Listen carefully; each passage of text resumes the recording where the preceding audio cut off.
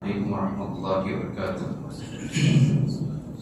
إن الحمد لله نحمده ونستعينه ونستغفره ونؤمن به ونتوكل عليه ونعوذ بالله من شرور أنفسنا ومن سيئات أعمالنا.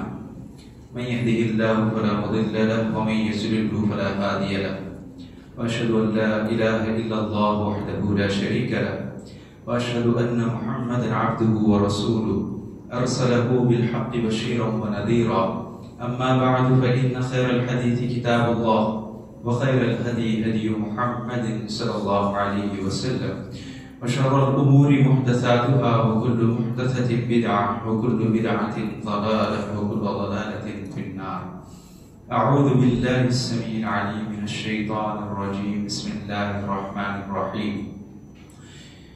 وَلَقَدْ خَلَقْنَا السَّمَاوَاتِ وَالْأَرْضَ وَمَا بَيْنَهُمَا فِي 6 أَيَّامٍ وَمَا مَسَّنَا بِاللُّغُوبِ فاصبر على ما يقولون وسبح بحمد ربك قبل طلوع الشمس وقبل الغروب ومن الليل فسبحه وأدبار السجود واستمع يوم ينادي المناد من مكان قريب يوم يسمعون الصيحة بالحق ذلك يوم الخروج إنا نحن نحيي ونميت وإلينا المصير يوم تشقق الأرض عنهم سراعا ذلك حشر علينا يسير نحن أعلم بما يقولون وما أنت عليهم بجبار فذكر بالقرآن من يخاف وعيد.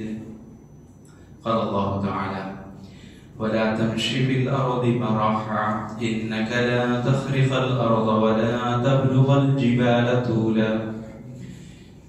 میرے دینی بھائیوں اور اسلامی بہنوں، ہر قسم کی باقی بڑائی اللہ وحدہ لا شریک کے لیے لائق اور زیب دیتی ہے. درود و سلام کا نزول ہو تمام نبیوں پر، تمام رسولوں پر، خاص کر آخری نبی محمد صلی اللہ علیہ وسلم پر، صحابہ کرام پر، آپ کے روایات پر. میرے دینی بھائیوں اور اسلامی بہنوں، جیسا کہ آپ لوگ جانتے ہیں کہ آج کا خطبہ جمعہ جس عنوان کے تحت پیش ہونے جا رہا ہے وہ ہے اکڑ پن قرآن اور حدیث کی روشنی میں کیا ہے. کہ جو انسان اتراتا ہے، فخر، گھمنڈ، غرور کا شکار ہوتا ہے، ایسے انسان کے لیے قرآن اور حدیث میں کیا کیا باتیں کہی گئی ہیں، اسی عنوان کو آپ کے سامنے قرآن اور حدیث کی روشنی میں پیش کرنے کی کوشش کر رہا ہوں. اللہ تعالیٰ سے دعا کرتا ہوں کہ پروردگارا قرآن اور حدیث کی جو باتیں ہیں اس کو پیش کرنے کی توفیق عطا فرما، کہنے والے کو اور تمام سننے والوں کو قرآن اور حدیث کی باتوں پر عمل کرنے والا بنا. آمین یا ارحم الراحمین. میرے دینی بھائیوں اور اسلامی بہنوں، اللہ تبارک و تعالی حضرت لقمان علیہ السلام ان کے بارے میں ذکر کرتا ہے، اور باقاعدہ انہی کے نام سے ایک سورہ بھی ہے.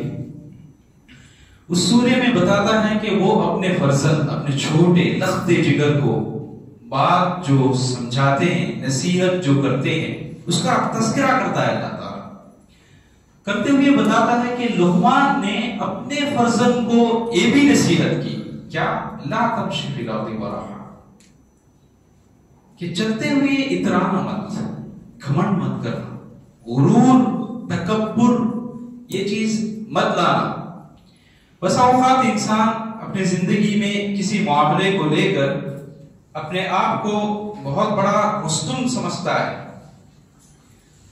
اور اپنے آپ کو ایسا سمجھ لیتا ہے کہ اس فیلڈ میں میری برابری کا کوئی نہیں، تو گھمنڈ کا شکار ہو جاتا ہے انسان. تو بچے کو بچپن میں ہی یہ تربیت دی جا رہی ہے کہ کبھی بھی اپنے جگہ پر یہ مت سوچنا کہ تو ہی اس میدان کا واحد مرد ہے.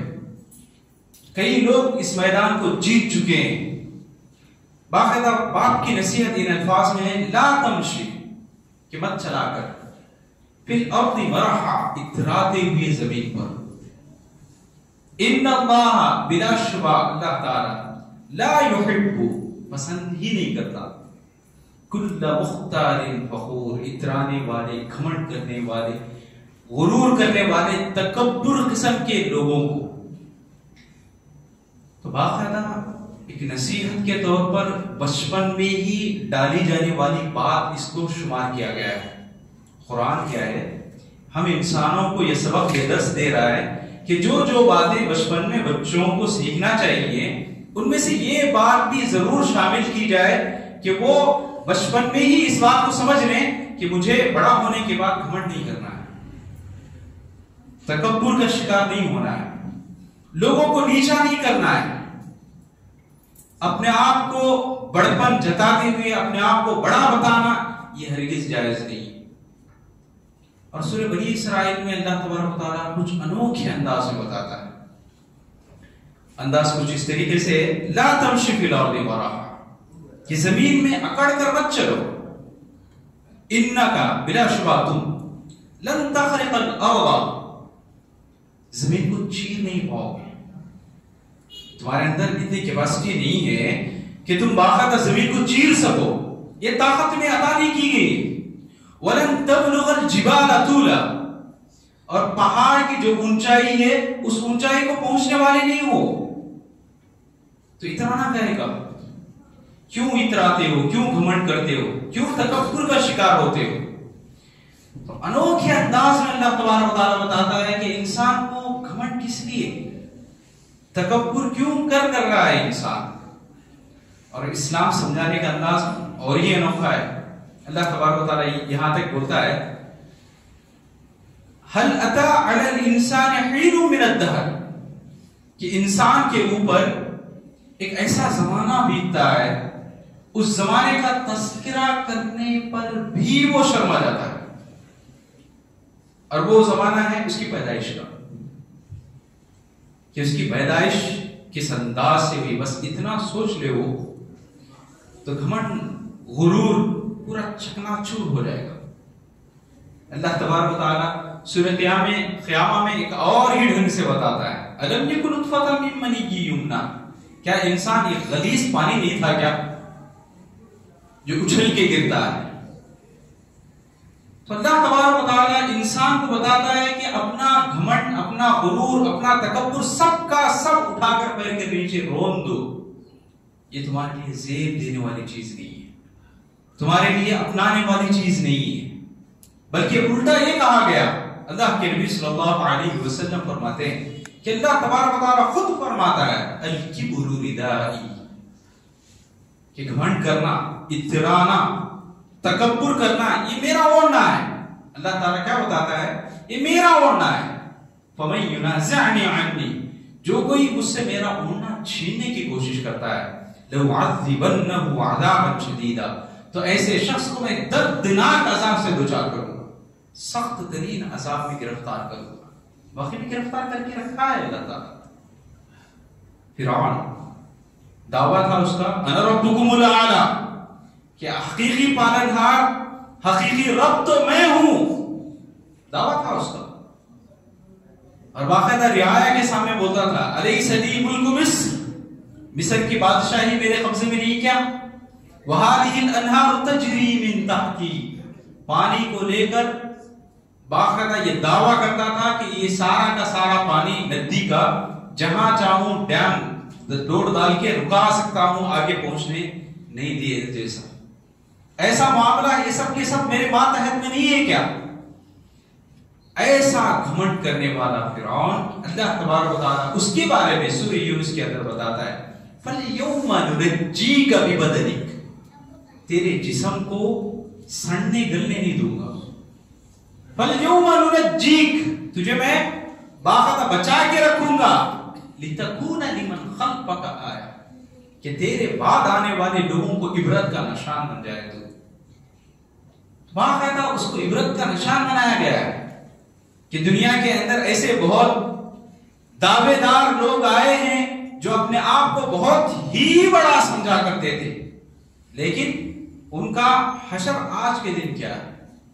نمرود ابراہیم علیہ السلام کے سامنے اس کا دعویٰ تھا، انا احیی و امیت، میں بھی زندہ کر سکتا ہوں، موت دے سکتا ہوں، زندگی موت کا مالک میں بھی ہوں، یہ دعویٰ تھا اس کا.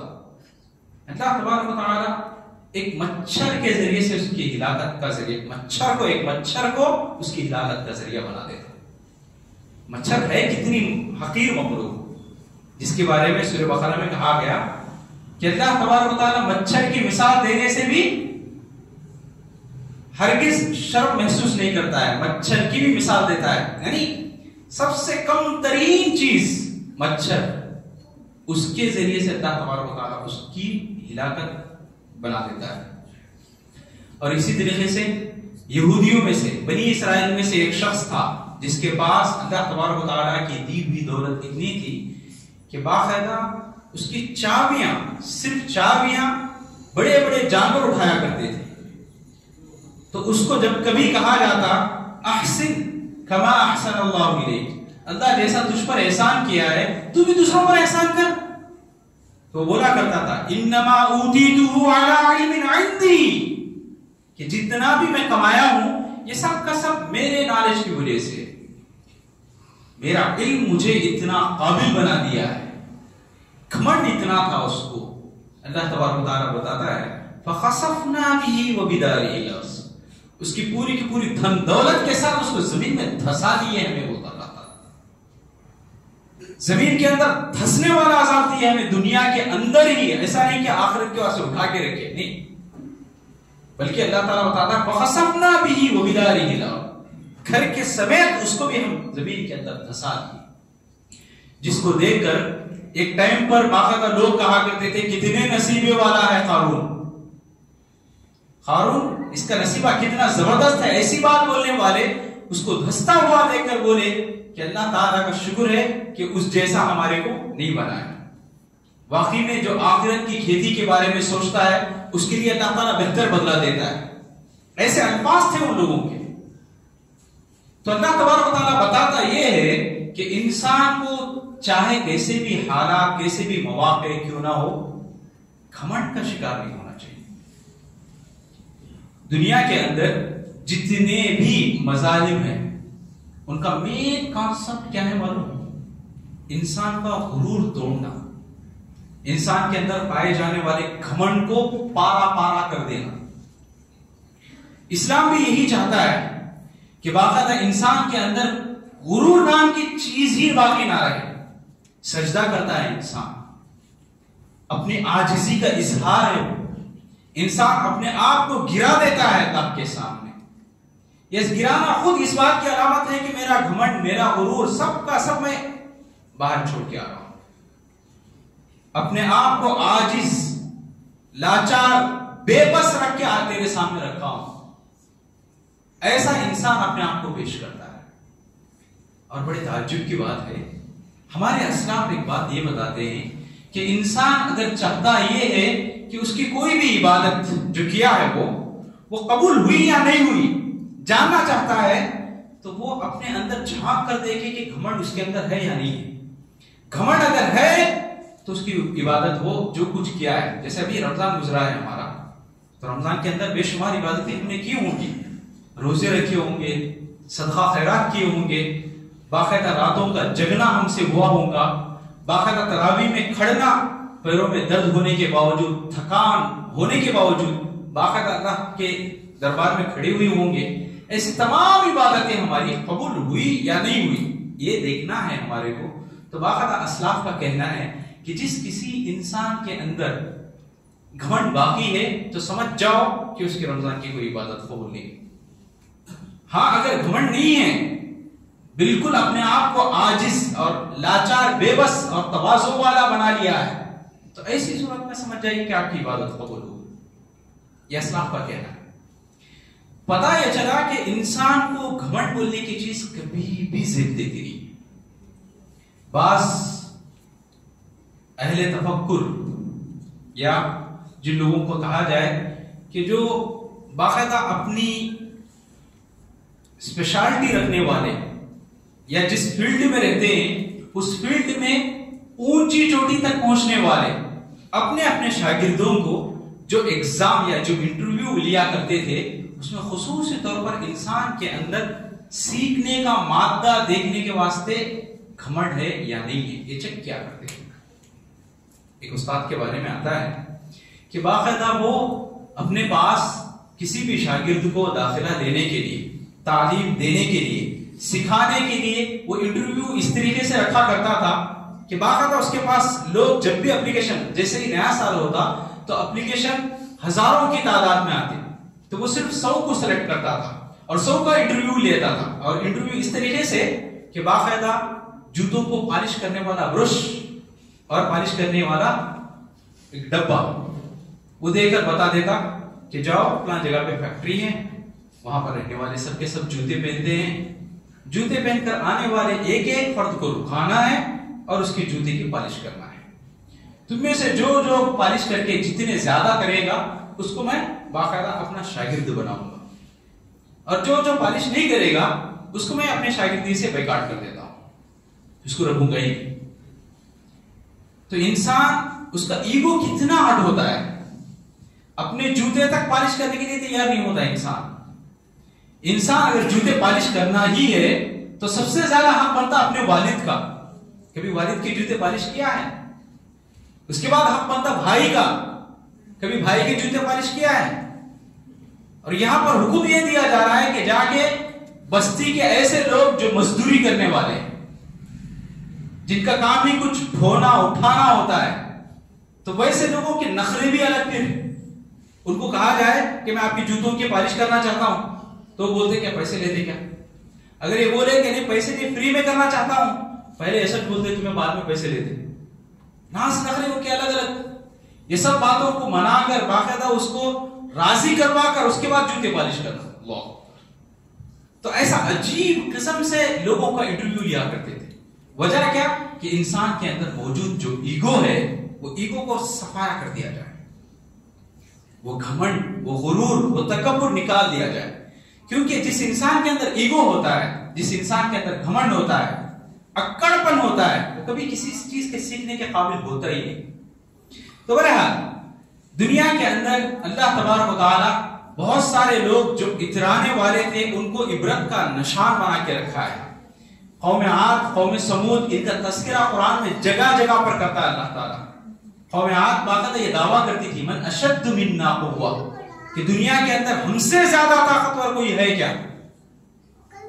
ایسے دعوے دار لوگوں کو بھی اللہ تبارک و تعالیٰ بتاتا ہے کہ چیخ، معمولی چیخ کے ذریعے سے ہلاک کر دیا ہوگا۔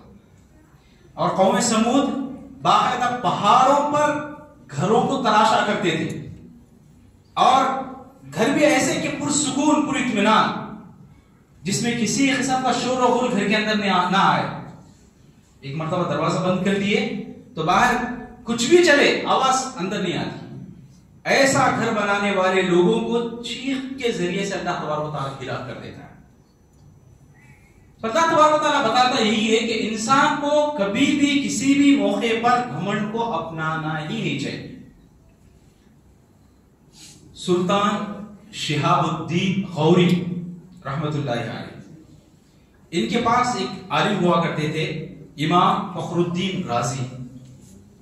یہ ان کو کبھی کبھی نصیحت کرتے ہوئے یہ بات بولا کرتے تھے، یا سلطان العالم، اے جہان کے بادشاہ، جس کی سلطنت باقاعدہ پوری دنیا پر پھیلی ہوئی تھی، غوری سلطنت کا بہترین بادشاہ تھا، تو سلطان شہاب الدین کو امام صاحب بولا کرتے تھے، امام رازی صاحب، کہ تیری سلطنت جو ہے لا سلطانوں کا تبقی، تیری سلطنت کبھی بھی قائم نہیں ہونے والی ہے، یا تیری جو سلطنت ہے یہ ہمیشہ قائم رہنے والی چیز نہیں ہے، اس کو فنا ہونا ہے۔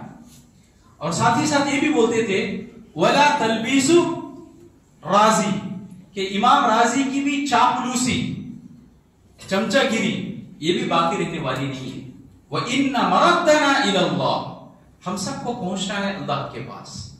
اتنا جملہ سننا تھا کہ سلطان شہاب الدین باقاعدہ زار و قطار رویا کرتے تھے، حالانکہ تھے سلطان، بادشاہ، گھمنڈ، فخر، غرور، تکبر، شان و شوکت ساری چیزیں مہیا ہیں، لیکن پھر بھی اپنی جگہ پر یہ سوچا کرتے تھے کہ کل قیامت کے دن اللہ کے سامنے کھڑنے والا ہوں۔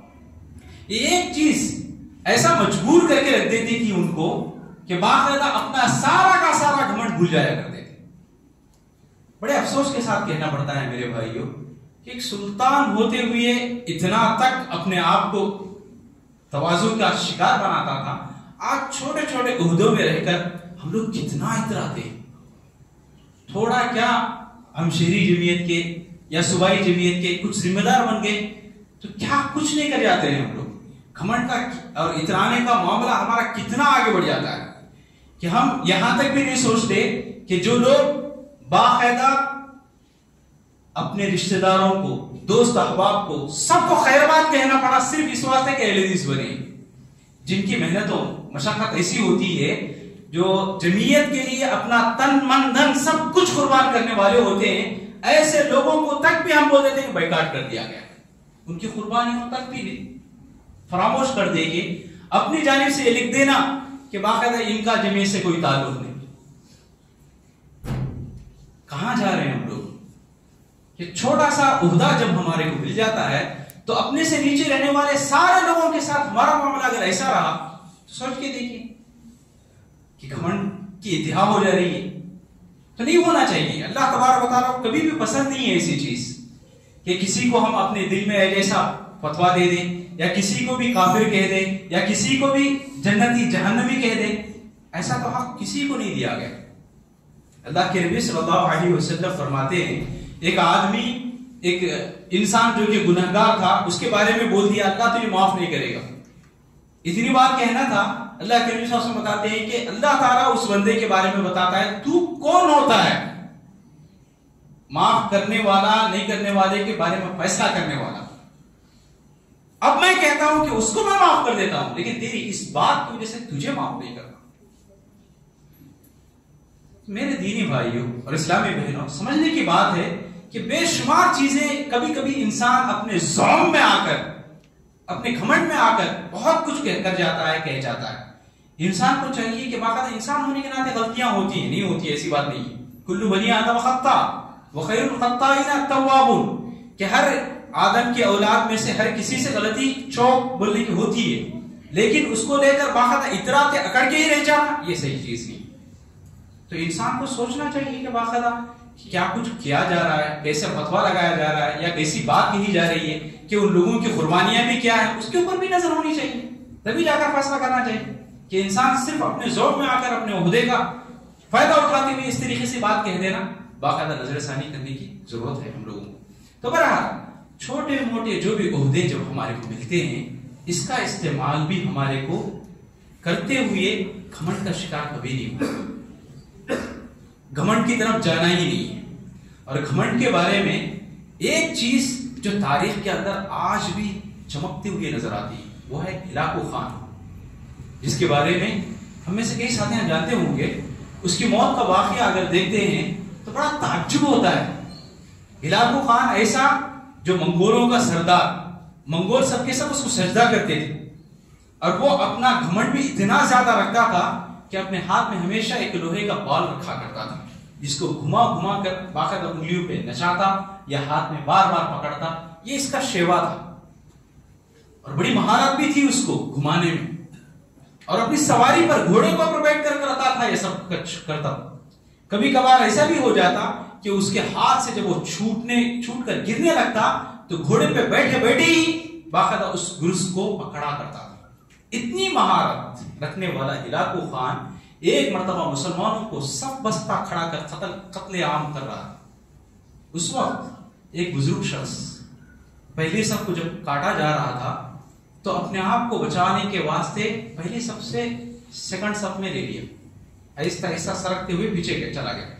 ہلاکو خان دیکھ رہا ہے کہ اس کے آدمی قتل کر رہے ہیں اور مسلمان کے سر تن سے جدا ہو رہے ہیں اور ایک مسلمان بزرگ باقاعدہ ایک صف سے دوسری صف میں جا رہا. اس کے بعد دوسری صف کو جب ختم کرنے واسطے چالو کیے تو دوسری صف سے تیسری صف میں چلا گیا، ایسے یہاں تک کہ آخری صف تک پہنچ گیا. تو آخری صف کا بھی جب صفایا ہوا تو جیسے ہی اس بزرگ کے پاس پہنچا قتل کرنے والا جلاد، تو اس وقت ہلاکو خان رکنے کے لیے بولا، رک دیا گیا. اس کے بعد ہلاکو خان سامنے آیا گھوڑا لے کر اور اس بزرگ شخص سے بولنے لگا کہ میں تجھے دیکھ رہا ہوں، تو پہلی صف میں تھا، موت سے بچنے کے لیے دوسری صف میں گیا. پھر میرے آدمی اس صف کو بھی قتل کرنے واسطے آئے تو تیسری صف میں گیا. بھلا تو کیا سوچتا ہے اپنی جگہ پر کہ میرے قتل کرنے سے تو کیا اپنے آپ کو بچا سکتا ہے کیا؟ گھمنڈ کی انتہا کے الفاظ تھے اس کے کہ میں جب کسی کو قتل کرنے پہ آتا ہوں تو اتنی داداگیری اپنا روب دبدبا کے ساتھ الفاظ کہنے لگا کہ میں جب کسی کو قتل کرنے پہ آتا ہوں تو میری پکڑ سے بچ نہیں سکتا کوئی بھی، ایسا میں صفایا کر دیتا ہوں.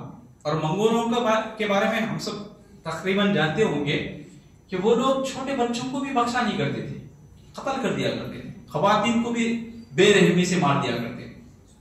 ایسی منحوس قوم تھی منگولوں کی اس وقت. تو ہلاکو خان جب اس بزرگ سے گفتگو کرنے لگا تو بزرگ بھی بولے میرا اللہ پر اعتماد ہے، اللہ پر بھروسہ ہے، اللہ کی ذات پر یقین ہے، وہ جو چاہے وہی ہوتا ہے.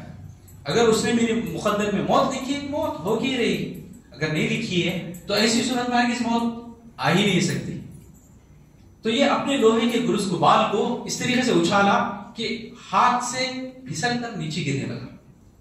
تو ہلاکو خان اس بال کو گھوڑے پہ بیٹھے بیٹھے پکڑنے کی کوشش کیا تو ہوا یہ کہ اس کا پیر باقاعدہ جیسے ایڑ لگاتے ہیں گھوڑے پہ بیٹھنے والا اپنی ایڑی کے ذریعے سے گھوڑے کے پیٹ کو مارتا ہے تو یہ ایڑ لگانا بولتے ہیں. تو یہ ایڑ لگانا اس کے پیر کے ذریعے سے گھوڑے کو لگ گئی. ایک پیر تو نکل گیا، دوسرا پیر ایڑی سمیت نال کے اندر جا کر اٹک گیا. گھوڑا اپنی جگہ پر یہی سمجھا کہ میرا اوپر جو بیٹھنے والا ہے وہ ایڑ لگا چکا ہے تو سر پٹ دوڑنا شروع کر دیا. تو ہلاکو خان اس کا سر نیچے گھستا ہوا یہاں تک کہ جو بھی پتھر ہوتے ہیں ان کو لگ کر اس کا سر دیکھنے کے قابل نہیں تھا، صورت پہچاننے کے قابل نہیں تھی، اتنا چکنا چور ہو گیا اس کا سر. تو گھمنڈ کرنے والا، اترانے والا، اس کی موت کا انجام تاریخ کے یہ الفاظ بتاتے ہیں کہ کبھی بھی دنیا کے اندر اترانے والے لوگ، گھمنڈ کرنے والے لوگ اچھی زندگی جیے نہیں ملے گا. اللہ تبارک و تعالیٰ کہیں نہ کہیں سبق سکھاتا ہے. تو لہٰذا انسان کو چاہیے کہ جہاں تک ہو سکے اپنے اندر موجود ایگو کو نکال دے. اللہ کے نبی صلی اللہ علیہ وسلم ایگو کو نکالنے والے کو کچھ زیادہ ہی نیکیاں بتاتے ہیں. صحیح مسلم کی حدیث ہے، اللہ کے نبی صلی اللہ علیہ وسلم فرماتے ہیں دو افراد آپس میں لڑ لیے، بات چیت نہیں ہے، تو اس وقت ان میں سے جو پہل کر کے السلام علیکم بول کے آگے بڑھ کے اپنے بھائی سے ملاقات کرے گا، جو بھی آپس میں رنجشیں تھیں، کدورت تھی، بغض تھا، عناد تھا، حسد تھا، یہ تمام چیزوں کو بھلا کر کون پہل کرتا ہے، کون اپنے ایگو کو مار دیتا ہے، اپنے ایگو کو اپنے سے ہٹا دیتا ہے، ایسے شخص کو اللہ تبارک و تعالیٰ کچھ زیادہ ہی اجر دینے کا وعدہ کرتا ہے. تو ایگو ایسی چیز ہے اس کو جتنا نکالیں گے اتنا اجر پائیں گے، اور ایگو ایک ایسی چیز ہے جس کو جتنا پالیں گے اتنا ہی اللہ کی نظر میں گرتے جائیں گے اور اللہ کی پکڑ سے بچیں گے. تو لہٰذا ہم لوگوں کو چاہیے کہ جہاں تک ہو سکے اپنے آپ کو ایگو سے یا گھمنڈ سے، تکبر سے دور رکھنے کی کوشش کرنا چاہیے. بہرحال اللہ تعالیٰ سے دعا ہے پروردگارہ کہنے والے کو کہنے سے زیادہ اور سننے والوں کو سننے سے زیادہ عمل کرنے کی توفیق عطا فرما. اے اللہ ہمارے گناہوں کو معاف فرما، اے اللہ ہماری نیکیوں کو قبول فرما. اے اللہ خصوصاً جو رمضان میں ہم نے نیکیاں کی ہیں پروردگارہ تمام نیکیوں کو شرف قبولیت نصیب فرما. کل قیامت کے دن ہمارے لیے ان اعمال کو نجات کا ذریعہ بنا اور تیرے فضل و کرم سے ہمیں جنت میں اعلیٰ مقام عطا فرما. آمین یا ارحم الراحمین. بارک اللہ لنا ولکم فی القرآن ونفعنا وإياکم بالآیات والذکر الحکیم. انہ تعالی جواد کریم رؤوف حلیم.